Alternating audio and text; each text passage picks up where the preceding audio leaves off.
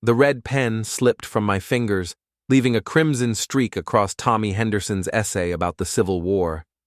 My hands were shaking, not from grading another paper claiming Abraham Lincoln invented the telephone, but from what I was seeing on my laptop screen. Before we dive deeper into this story, I have one small request. Please subscribe, drop a like, comment, and hit that hype button to boost this channel so more people can discover these incredible Reddit stories. There she was, my wife Clarissa, supposedly mourning at her grandmother's memorial service, sitting on the shoulders of her ex-boyfriend, Silas Trent, at the Summer Sound Festival. The live stream's jumbo screen showed her face clearly, laughing and throwing her hands up as the bass dropped. She was wearing that expensive metallic crop top I'd never seen before, the one that probably cost more than my weekly grocery budget. "I'm at my grandma's memorial, please don't call." Her text from this morning burned in my memory. I'd felt guilty for even thinking about bothering her during such a difficult time. What a fool I'd been. My name is Preston Reed. I'm 30 years old, and I teach American history at Millbrook High School. For the past 2 years, I've been married to Clarissa, a pharmacy technician who I thought was the love of my life. Apparently, I was wrong about a lot of things. The live stream kept rolling, and I watched in sick fascination as Silas spun her around, his hands gripping her waist with familiar intimacy. The crowd around them was going wild, and Clarissa looked like she was having the time of her life. Not exactly the behavior of someone who'd just buried a beloved grandmother. I hit the record button on my screen capture software, my history teacher instincts kicking in. Evidence, documentation. These were the tools of my trade, and right now, I needed them more than ever. The festival was 3 hours away in Columbus. Clarissa had left yesterday morning with a black dress in a garment bag and tears in her eyes, telling me she needed to be strong for her family. She'd even practiced her sad face in the bathroom mirror, though at the time I'd thought she was just trying to compose herself. Now I realized she'd been rehearsing a performance. My phone buzzed with another text from her. "The service was beautiful. Grandma would have loved all the flowers. Miss you. Home tomorrow evening." The audacity was breathtaking. Even now, watching her grind against her ex-boyfriend on a festival stage, she was still lying to me, still playing the grieving granddaughter while she lived it up with Silas. I saved the video file and opened my contacts. Clarissa's parents, Robert and Helen Avery, were old-school traditional. They'd raised their daughter with strict Christian values and had never fully approved of her wilder tendencies. They tolerated me because I was stable, employed, and had married their daughter in a church ceremony. But they absolutely despised Silas Trent. Silas was everything they hated, a failed musician with a criminal record, covered in tattoos, and completely irresponsible. When Clarissa had dated him 3 years ago, her parents had threatened to disown her. The relationship had ended badly, with Silas stealing money from Clarissa's purse and disappearing for 6 months. Or so she'd told me. Now I was questioning everything. I attached the video file to a text message and typed, "Found this on the Summer Sound Festival livestream. Thought you should know where Clarissa really is right now." I hit send before I could second-guess myself. Then I forwarded the same video to Megan Walsh, Clarissa's best friend and the biggest gossip in our social circle. If I was going to burn this lie down, I might as well make sure everyone saw the flames. My phone started ringing within minutes. Robert Avery's name flashed on the screen. "Preston?" His voice was tight with controlled anger. "Is this video real?" "I recorded it myself 20 minutes ago," I said, surprised by how calm I sounded. "The festival is streaming live on their website. You can verify it yourself." "That little—" He caught himself, remembering his Christian values. "Helen is beside herself. We've been sitting here all day, thinking our daughter was laying our family matriarch to rest. Instead, she's dancing on her ex-boyfriend's shoulders at a rave," I finished for him. "What are you going to do, Preston?" Good question. What was I going to do? I looked around our small apartment, taking in all the little touches that made it home. Clarissa's romance novels stacked on the coffee table, her collection of scented candles, the throw pillows she'd insisted we needed to add personality to our couch. Suddenly, it all looked like evidence of a lie I'd been living. "I'm going to pack her things," I said finally. "All of them. She can pick them up from her parents' house when she gets back from her grandmother's memorial." Robert's laugh was bitter. "She won't be welcome here, son. Not after this. Helen's already talking about changing the locks." After I hung up, I sat in the silence of our apartment, watching the festival live stream continue. Clarissa and Silas had moved closer to the stage, and she was taking selfies with him, both of them grinning like teenagers. In one shot, I could clearly see a festival wristband on her wrist, the kind you get for weekend passes. This wasn't a spontaneous decision. She'd planned this, bought tickets, packed rave clothes, created an elaborate lie about a family emergency. The grandmother she was supposedly mourning passed away 2 years ago. I'd been to the funeral. I opened our banking app and checked our joint account. $300 had been withdrawn on Thursday, the day before she left. Our savings account was down by $800, taken out 2 weeks ago. Money I'd assumed went to bills or groceries. Instead, it had funded her weekend with Silas. I closed the laptop and got to work. Tyler Morrison found me 3 hours later, stuffing Clarissa's clothes into garbage bags with mechanical precision. My fellow history teacher and closest friend stood in the doorway, holding a 6-pack of beer and wearing a concerned expression. "Dude, what the hell happened?" he asked, setting the beer on the kitchen counter. "Megan's been blowing up social media with some crazy story about Clarissa and her ex." I showed him the video. Tyler watched in silence, his expression shifting from confusion to anger to something like admiration. "Holy shit, Preston. She really did you dirty." He cracked open a beer and handed it to me. "So you're kicking her out?" "I'm returning her belongings to their rightful location," I said, continuing to pack. "Which is anywhere but here." Tyler picked up one of Clarissa's designer purses, checking the price tag that was still attached. $200 for a purse? When did she buy this?" "Good question." I'd been finding a lot of expensive items I'd never seen before.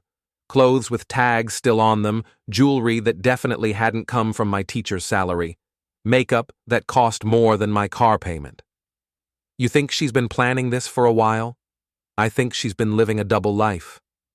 I held up a receipt I'd found in her dresser drawer. "Look at this. Festival tickets purchased 3 weeks ago. 2 of them." Tyler whistled low. "She's been playing you, man. The whole grieving granddaughter thing was just cover." My phone buzzed with a text from Megan. "OMG Preston, is this real? Clarissa is going to pass when she sees everyone's talking about this." I showed the message to Tyler, who grinned. "Megan's got a mouth like a megaphone. By tomorrow, everyone in town will know what Clarissa did." "Good," I said, and meant it. We worked in comfortable silence for a while, filling bag after bag with Clarissa's belongings. Tyler found her hidden stash of rave clothes in the back of our bedroom closet, outfits I'd never seen, covered in sequins and barely qualifying as clothing. "She's got a whole other wardrobe back here," Tyler called out. "Looks like she's been preparing for Coachella, not church." I joined him in the closet and found something even more interesting, a shoebox full of letters and photos. Love letters from Silas, some dated just 2 months ago, photos of them together at various events I'd never heard about, concert tickets, restaurant receipts, hotel room key cards. Jesus, Preston, this goes back months. I flipped through the evidence of my wife's double life, feeling strangely detached. The betrayal was so complete, so thoroughly planned, that it almost felt like admiring a particularly well-executed historical conspiracy. "She's been seeing him this whole time," I said. "The late shifts at the pharmacy, the girls' nights out, the family emergencies, all lies." Tyler found a burner phone hidden behind her shoe collection. "And she's got a secret phone. Man, this is like spy-level deception." I powered on the phone and scrolled through the messages, Months of conversations with Silas, planning meetups, discussing their stupid husband problem, making jokes about how easy I was to fool.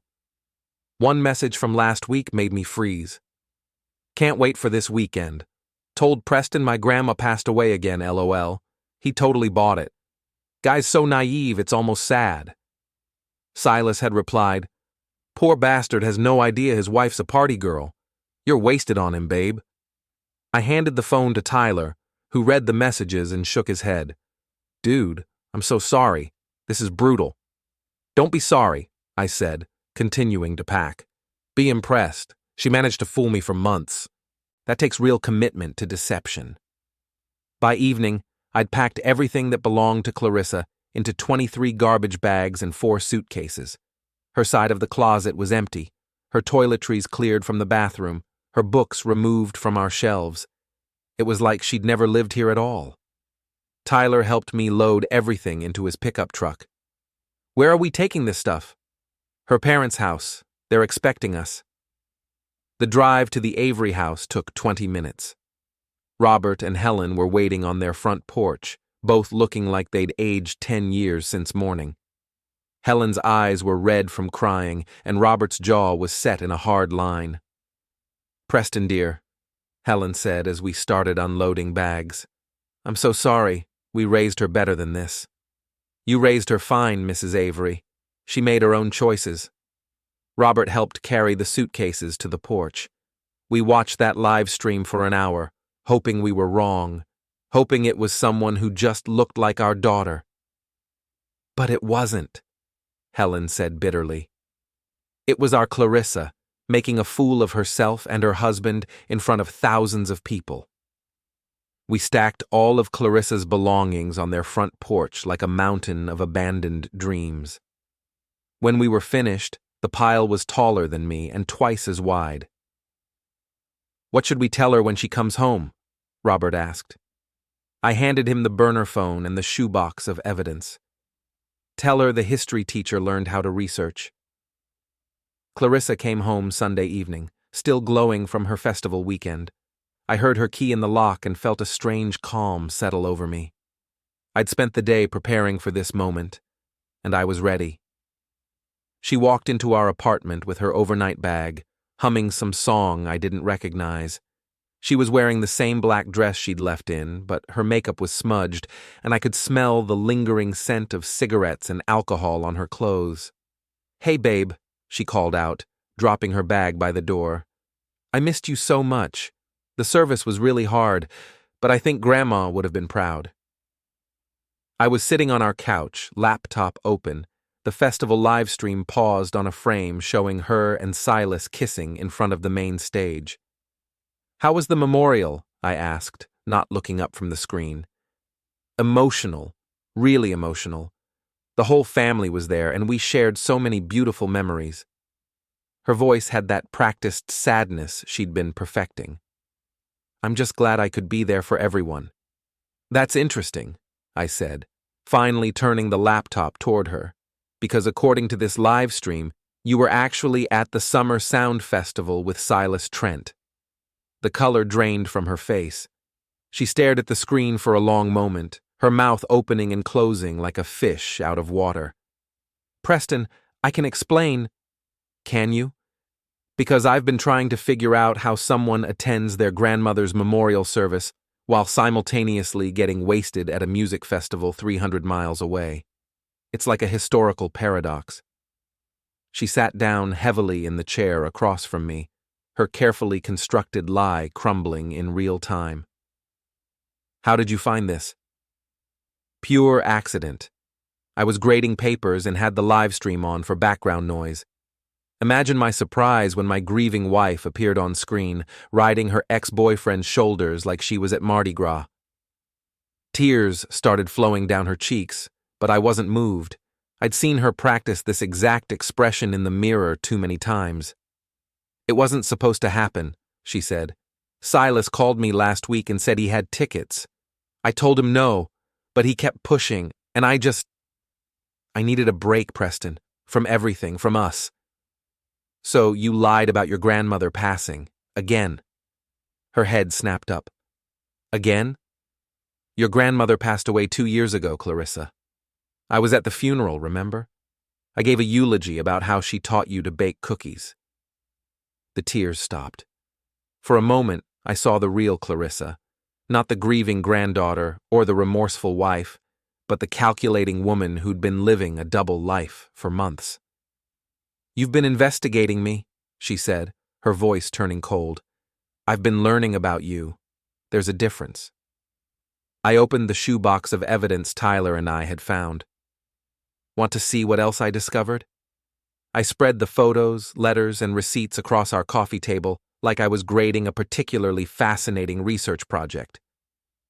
Months of evidence, Clarissa. Hotel receipts, concert tickets, love letters.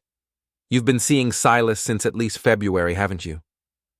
She stared at the evidence, her mask finally slipping completely. So what if I have? You want to know the truth, Preston? You're boring. You come home every day and grade papers and watch history documentaries.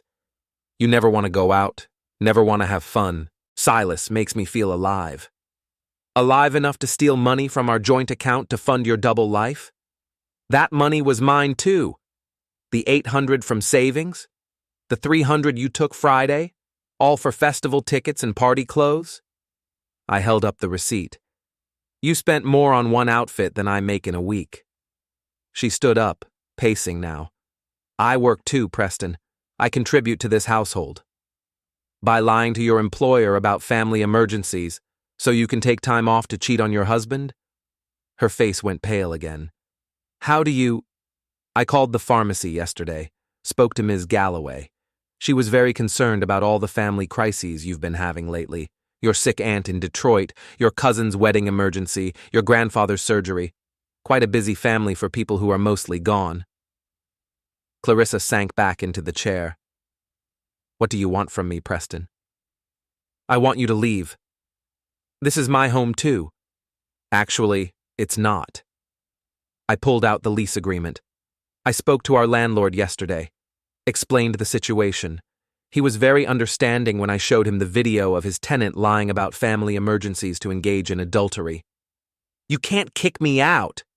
I'm not kicking you out. I'm choosing not to renew our lease with you as a co-signer. You're welcome to take over the full rent payment if you'd like to stay. She stared at me. $1,500 a month? I can't afford that on my salary. Then I guess you'll need to make other arrangements. My phone started ringing. Robert Avery's name appeared on the screen. That's your father, I said, answering the call on speaker. Hello, Mr. Avery. Preston, is Clarissa home yet? She's right here. Would you like to speak with her? Clarissa Marie Avery, Robert's voice boomed through the phone. You get yourself over here right now. Your mother and I need to have words with you. Clarissa looked like she was going to be sick. Daddy, I can explain. You can explain why you lied to us about your grandmother's passing? You can explain why you've been gallivanting around with that Trent boy while your husband thought you were mourning? You can explain why half the town is talking about our family's business because someone posted that festival video on Facebook. Someone posted it on Facebook? Clarissa's voice was barely a whisper. Megan Walsh shared it with everyone, I said helpfully, along with some very colorful commentary about your weekend activities. Clarissa grabbed her phone and started scrolling frantically. Her face went from pale to green as she read the comments and reactions. Preston, Robert's voice continued from the speaker. We've got all of Clarissa's belongings here on the porch. She can collect them any time. All of them? Clarissa looked around our apartment, finally noticing that every trace of her presence had been erased. Every last thing, I confirmed. Your clothes, your books, your scented candles, your collection of overpriced purses. Even found that burner phone you've been using to coordinate with Silas. She stared at me with something like respect. You really did your homework. I'm a teacher, Clarissa. Research is what I do. The next 2 weeks were a masterclass in small-town social dynamics. Megan's Facebook post had gone viral within our community, shared and reshared until everyone in Millbrook knew about Clarissa's festival deception. The comments section was a battlefield of moral outrage, gossip, and amateur relationship advice. I became something of a local celebrity. Students would whisper and point when I walked down the hallways at school. Other teachers offered their condolences and invited me to dinner. The librarian, Mrs. Patterson, even asked if I was okay during lunch duty, patting my arm like I was recovering from a serious illness. "You're handling this with such dignity," she said. "That poor girl doesn't know what she's lost." Tyler found the whole thing hilarious. "Dude, you're like the town's tragic hero. Half the single women in Millbrook are probably planning casseroles for you right now." He wasn't wrong. My mailbox filled with sympathy cards from neighbors I barely knew. Someone left a homemade apple pie on my doorstep with a note that said, "You deserve better." The checkout girl at the grocery store gave me a discount and told me she was rooting for me. Meanwhile, Clarissa's world was imploding in spectacular fashion. Ms. Galloway at the pharmacy had fired her after discovering the pattern of fake family emergencies. "We can't employ someone we can't trust," she'd told half the town at the weekly church social. "If she'll lie about late grandmothers, what else is she lying about?" Her parents had indeed changed their locks and refused to let her stay in their house. "She made her bed with that Trent boy," Helen Avery announced at the grocery store. "Let her lie in it." But Silas, it turned out, wasn't interested in providing any beds for lying. According to Megan's increasingly dramatic Facebook updates, he'd disappeared the moment Clarissa showed up at his apartment with all her belongings. "Apparently, he's not ready for that kind of commitment," Megan reported gleefully. Shocking, I know. Who could have predicted that a guy with 3 DUIs and a history of stealing from girlfriends wouldn't want to play house? Clarissa had been forced to move in with her cousin Jenny, sleeping on a couch and working part-time at a gas station on the edge of town. The mighty had fallen far. I should have felt sorry for her. Part of me wanted to feel sorry for her. But every time I started to soften, I remembered those text messages on her burner phone, the casual cruelty of calling me naive, the laughter over how easily I'd been fooled. She'd made her choice. Now, she was living with the consequences. On a Thursday evening, 2 weeks after the festival revelation, I was grading papers at my kitchen table when someone knocked on my door. I opened it to find Clarissa standing on my doorstep, looking nothing like the confident woman who'd left for her fake funeral. Her hair was unwashed and pulled back in a messy ponytail. She wore a gas station uniform that was 2 sizes too big and smelled like cigarettes and motor oil. The designer clothes and perfect makeup were gone, replaced by the hollow-eyed look of someone who'd hit rock bottom. "Can we talk?" she asked. I stepped aside and let her in. She looked around the apartment, our former apartment, taking in all the changes I'd made. I'd rearranged the furniture, bought new throw pillows, replaced her romance novels with my history books. It looked like a completely different place. "You've redecorated," she said. "I've reclaimed my space." She sat on the couch, the same couch where I'd confronted her with the festival video. "I know you hate me." "I don't hate you, Clarissa. Hate requires passion, and I don't feel passionate about you anymore." She flinched like I'd slapped her. "That's worse than hate." "Is it? I wouldn't know. I've never been in your position." She was quiet for a long moment, staring at her hands. "I lost my job. My parents won't speak to me. Silas won't return my calls. I'm sleeping on Jenny's couch and working at a gas station for minimum wage." "I'm aware. It's a small town, Clarissa. Everyone's aware. I made a mistake." "You made a choice. Multiple choices over several months. You chose to lie, to cheat, to steal money from our joint account, to humiliate me in front of the entire town. Those weren't mistakes. They were decisions." Tears started flowing down her cheeks again, but this time, they looked real. "I know I hurt you. I know I don't deserve forgiveness. But I was wondering, is there any chance we could try again? Maybe go to counseling or—" "No." The finality in my voice surprised both of us. "Preston, please. I love you. I know I have a terrible way of showing it, but I do love you." You love the security I provided. You love having someone to fall back on when your adventures go wrong. You don't love me, Clarissa. You don't even know me." She was sobbing now, ugly crying that made her face red and blotchy. "I don't have anywhere else to go. That's not my problem anymore. How can you be so cold? We were married, we took vows." I stood up and walked to the window, looking out at the quiet street where we'd once planned to build a life together. "You want to talk about vows? Let me give you a history lesson, Clarissa. Marriage vows are a contract. Forsaking all others means you don't sleep with your ex-boyfriend. In sickness and in health doesn't mean you fake family losses to go party. For richer or poorer doesn't mean you steal from the joint account to fund your double life." I turned back to face her. "You broke the contract. Repeatedly, deliberately, with malice aforethought, as they say in legal circles. So that's it? You're just going to throw away 2 years of marriage?" "I'm not throwing anything away. You already did that when you chose Silas over me. I'm just acknowledging reality." She stood up, wiping her face with the back of her hand. "Fine. But don't think this makes you some kind of hero, Preston. You're still the same boring man you always were, still grading papers and watching documentaries and living your small, safe little life." "You're right," I said. "I am boring. I am safe. I come home every night.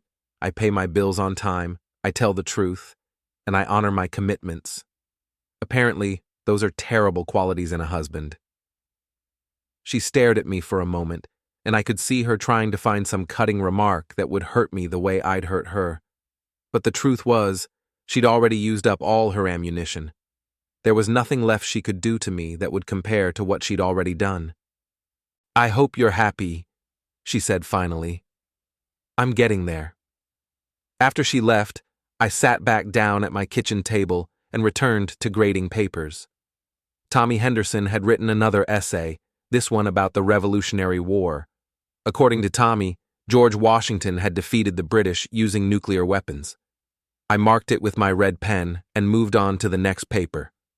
Some lessons, I reflected, took longer to learn than others. 3 months later, I was a different man living a different life.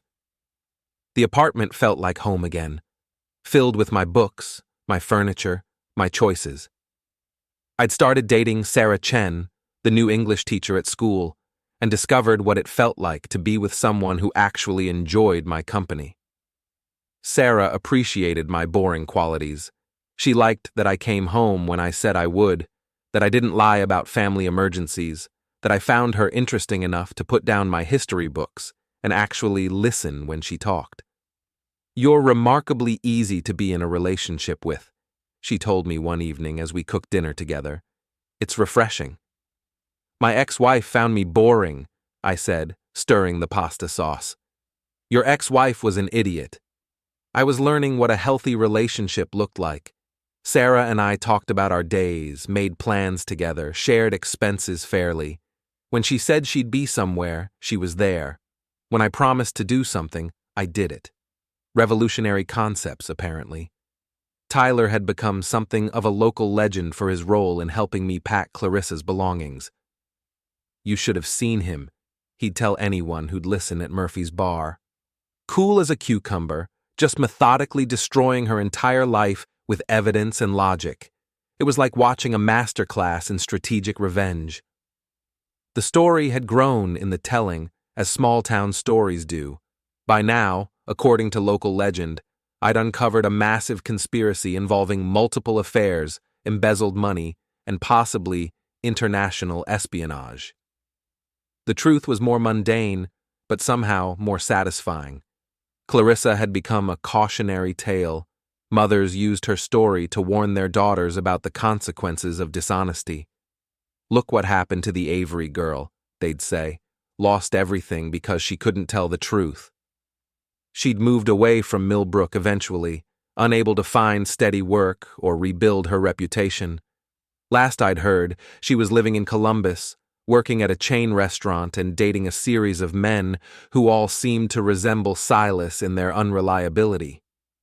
Her parents had slowly begun speaking to her again, but the relationship was strained. Helen Avery still crossed the street when she saw me, too embarrassed by her daughter's behavior to make eye contact. "We raised her in the church," she'd told Mrs. Patterson at the grocery store. "Taught her right from wrong. I don't know where we went wrong." "You didn't go wrong," Mrs. Patterson had replied. "Some people just choose the wrong path, no matter how they were raised." I was thinking about all of this on a Friday evening in October as I walked into Murphy's bar with Sarah. It had become our weekly tradition, dinner and drinks with Tyler and whatever woman he was currently trying to impress. The bar was crowded, filled with the usual mix of teachers, shop workers, and local business owners unwinding after a long week. Murphy's was the kind of place where everyone knew everyone, and newcomers were subjected to friendly interrogation until they proved themselves worthy of acceptance. Sarah had passed the Murphy's test within minutes of our first visit, charming the regulars with her quick wit and genuine interest in their stories. She fit into my life seamlessly, like she'd always belonged there. We'd just ordered our drinks when I saw a familiar figure at the end of the bar. Silas Trent was back in town, looking older and more worn than when I'd last seen him. His hair was longer and greasier, his clothes wrinkled and stained. He was drinking alone, staring into his beer like it held the answers to life's mysteries. Tyler noticed him at the same time. "Well, well, look what the cat dragged in." Sarah followed our gaze and raised an eyebrow. "Is that the famous Silas?" "The one and only," I said. "Wonder what brings him back to Millbrook." We didn't have to wonder long. Silas had apparently noticed us too, and after finishing his drink, he stumbled over to our table with the careful precision of someone who was drunk but trying to hide it. "Preston Reed," he said, his voice slurred around the edges. "The man, the myth, the legend." "Silas," I replied calmly. "Back in town?" "Just passing through." He looked at Sarah with bleary eyes. "This the new wife?" "This is Sarah," I said. "Sarah, meet Silas Trent, my ex-wife's ex-boyfriend." Sarah extended her hand politely. "Nice to meet you." Silas ignored the handshake and focused on me. "You really did a number on Clarissa, you know that?" "I did a number on her?" "Turning the whole town against her, getting her fired, making her parents disown her. That was cold, man. Really cold." Tyler leaned forward. "He didn't turn anyone against her. He just showed people who she really was." "By broadcasting her private business all over social media?" "By sharing a video of her publicly cheating on him," Sarah said quietly. "At a festival that was being live-streamed to thousands of people. Nothing private about it." Silas swayed slightly, his alcohol-fueled confidence wavering. "She made a mistake." "She made a choice," I interrupted. "Just like you're making a choice right now to come over here and harass me instead of dealing with your own problems." "My problems?" Silas laughed bitterly. "My problems started when I got involved with your crazy ex-wife. You think she was lying just to you? She told me you guys were getting divorced, said you were abusive and controlling and she was afraid to leave. This was news to me. Is that so? She played us both, man. Made me think I was rescuing her from some terrible situation. Then when everything blew up, she expected me to take care of her. Move in together, get married, start a family. Completely insane." Tyler was grinning now. "So she lied to you too?" "Constantly. About everything. Money, her job, her family, her feelings. I couldn't tell what was real and what was just another story she was making up." I felt a strange sense of vindication. It wasn't just me. Clarissa had been lying to everyone, weaving such a complex web of deception that even she probably couldn't keep track of it all. "So why are you here?" Sarah asked. "If you know she's a liar, why are you defending her?" Silas looked uncomfortable. "I'm not defending her. I guess I wanted to see the guy who figured it all out. Everyone in Columbus talks about you like you're some kind of genius." "Everyone in Columbus?" "The people who know Clarissa. She tells this story about her evil ex-husband who ruined her life out of spite. But then other people tell the story about the history teacher who caught his wife cheating on a live stream, and systematically dismantled her entire existence using nothing but evidence and logic. Tyler raised his beer. I like the second version better.